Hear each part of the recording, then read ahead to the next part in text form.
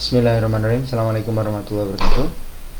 Teman-teman, hari ini kita akan diskusikan kembali. Saya akan sharing tentang bagaimana ini buku yang kedua ya, bagaimana buku Psychology of Money, tentang bagaimana kita akan mengurangi ego dan akan menambah kekayaan. Saya bacakan di sini salah satu kesimpulan di bab 19 ya. Menabung adalah membedakan antara ego dan pendapatan, dan kekayaan adalah apa yang Anda tak lihat. Sebelumnya dijelaskan bahwa rich and wealth itu berbeda. Bukan hanya berbeda secara semantik, makna kata, tapi berbeda secara cara pandang. Ya, cara pandang kita tentang perilaku. Apa itu sebenarnya rich? Kaya. Kaya itu sesuatu yang sifatnya atau kata itu terbatas pada kekayaan dalam bentuk harta, sesuatu yang dapat dihitung, tangible, countable, noun, rich. Jadi bisa diukur. Seseorang itu, Warren Buffett misalnya, sampai 84,5 miliar, bisa diukur. Jeff Bezos berapa, Arif Budianto berapa, dan seterusnya itu bisa diukur. Richnya, kekayaannya, jumlahnya. Yang dikorupsi 271 triliun oleh suaminya Dewi Sandra. Suaminya Sandra Dewi, jadi salah. Misalnya seperti itu. Bisa diukur, bisa ada valuasi yang jelas, rich. Nah, kemudian ada yang disebut juga dengan wealth atau kekayaan. Petani itu bukan kaya, tapi dia punya banyak kekayaan. Kekayaan ilmu, sesuatu yang sebenarnya tidak bisa dibayar. Tidak ada seorang anak muda sekarang yang mau dibayar untuk menjadi seorang petani. Contohnya begitu. Jadi kesadaran menjadi seorang petani bagi anak muda adalah sebuah kekayaan yang lain. Kekayaan ini adalah segala sesuatu yang tidak dibelanjakan. Kalau sesuatu yang kaya itu mudah dilihat. Oh, Anda baru saja membeli mobil sebesar 500 juta. Pada saat Anda membeli mobil 500 juta, berarti Anda itu kaya karena Anda punya uang 500 juta. Tapi detik itu juga pada saat Anda sudah membeli, maka kekayaan Anda akan berkurang. Jumlah uang Anda itu akan berkurang 500 juta. Begitu. Nah, kekayaan itu sesuatu yang tidak terlihat. Kalau orang punya atau bisa membeli harga segitu, seharusnya jumlah kekayaan atau sesuatu yang dia miliki pasti lebih banyak gitu. Logikanya begitu. Rasionalitasnya begitu, dan masuk akal kalau karena dia memiliki kekayaan yang banyak, dia cukup kaya untuk mengeluarkan uang sebesar itu. Ada suatu ketika ya, saya lupa itu penyanyi siapa itu, disampaikan di sini, dia itu mengeluarkan uang belanja untuk membeli barang-barang mewah, tas, baju, sepatu, dan sebagainya. Nah, kemudian dia menggugat si penasihat keuangannya. Kok nggak diingatkan tentang bahwa mengeluarkan uang ini nanti itu akan mengurangi nilai kekayaan dia, akan mengurangi nilai harta dia, uang dia. Nah, ketika digugat, si penasihat keuangan ini nanya, apakah benar-benar perlu saya menceritakan kepadanya jika membelanjakan uang, kita akan mendapatkan barang, bukan uang. Jadi pasti uangnya itu akan berkurang, barangnya akan nambah. Haruskah perlu diceritakan begitu?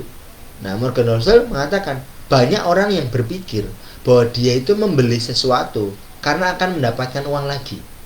Gimana sih?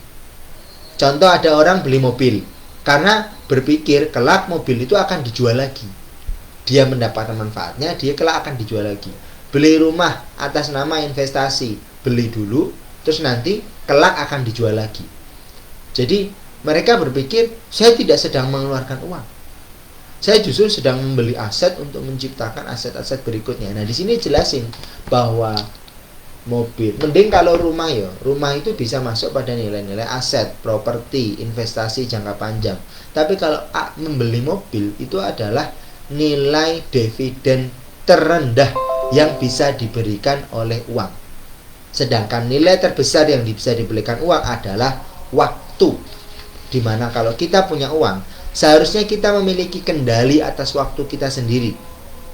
Kita mampu untuk melakukan apapun yang kita inginkan, kapanpun kita mau, dengan siapapun yang kita kehendaki, selama yang kita inginkan. Itulah dividen tertinggi dari uang, kendali atas waktu. Nah, sekarang ketika kita ingin bisa mengendalikan waktu kita, maka uang kita itu harus powerful. Bagaimana cara powerfulnya? Menabung. Menabungnya bagaimana? Menabung itu adalah nilai keseimbangan yang terjadi ketika kita mampu menekan ego kita dan bisa memaksimalkan kekuatan pendapatan kita. Artinya ketika kita nambah atau kita memiliki sebuah nilai gaya hidup tertentu, ketika jumlah pendapatan kita bertambah, gaya hidup kita itu nggak ikut tambah. Bukan hedonic treadmill. Begitu uang nambah, kita jadi pergi ke kafe, padahal biasanya ngopinya di rumah. Saya nggak seperti itu. Kalaupun saya punya uang untuk pergi ke kafe, saya nggak akan pergi ke kafe. Kalaupun saya punya uang untuk membeli mobil, saya nggak akan beli mobil. Saya belikan untuk aset yang lain, karena saya berpikir strategis. Sesuatu yang sifatnya aset untuk yang saya bayar sekarang, dan saya akan mendapatkan pisangnya, mendapatkan hasil-hasil kebun itu hingga masa yang akan datang. Itu aset, gitu. Dan itu aset itu bukan idle, aset yang bisa saya kelola. Kalau saya berdoa kepada Allahumma shayyiban nafian, maka hujan itu akan turun di kebun saya, bukan masuk ke talang, turun ke selokan, mendapatkan manfaat bagi para hewan-hewan kecil.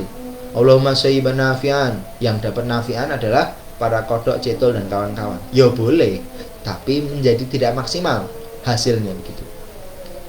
Nah, jadi kekayaan itu diciptakan dengan menekan pembelanjaan hari ini, tidak nambah gaya hidup kita, ya.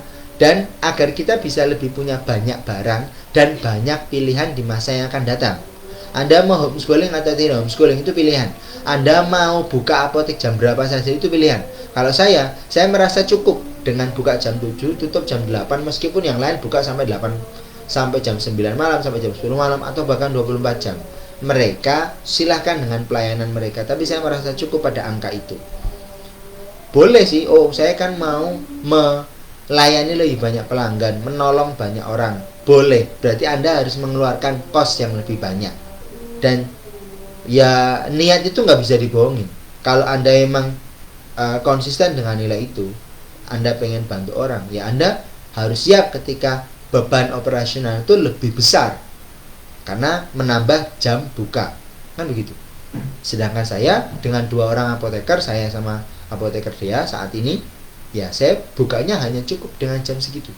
Berapapun yang kita dapatkan cukup. Banyak yang waktu yang lain saya gunakan untuk bersama dengan keluarga, berkebun, dan seterusnya. Nah, tak peduli seberapa banyak pendapatan Anda tidak akan pernah membangun kekayaan kecuali Anda bisa membatasi keasyikan yang Anda bisa dapatkan dengan uang Anda sekarang hari ini. Jadi ada cakrawala waktu yang harus kita hormati. Kita tidak akan bisa mendapatkan manfaat dan mendapatkan pilihan lebih banyak di masa yang akan datang kecuali dengan kita membatasi keasyikan kita hari ini. Keasyikan untuk mengeluarkan dan menggunakan uang kita hari ini. Kelak orang kaya itu kan orang yang punya pilihan, ya, orang punya banyak kekayaan, kaya gagasan, kaya wawasan, kaya pengalaman, kaya kegiatan. Itu bukan kaya dalam bentuk rich yang dapat diukur, tapi kekayaan yang sejati itu kekayaan yang intangible asset, uncountable noun, sesuatu yang tidak dapat diukur, begitu. Nah, ini menarik ya buku ini, di Psychology of Money dari Morgan Housel. Semoga nanti kita bisa menyambungnya, insya Allah. Kita menabung dengan selisih pendapatan karena kita berhasil menekan gaya hidup kita, menekan keinginan kita untuk berbelanja dan mengeluarkan uang berlebih. Kita bersedia bertahan dengan pengeluaran kos kita yang sebelumnya, sehingga dengan sendirinya kita akan mendapatkan uang untuk menabung. Bukan sekedar bagaimana kita menghasilkan cash, tapi juga bagaimana menekan kos, biaya hidup, biaya gaya hidup, dan seterusnya. Terima kasih. Semoga bermanfaat. Assalamualaikum warahmatullahi wabarakatuh.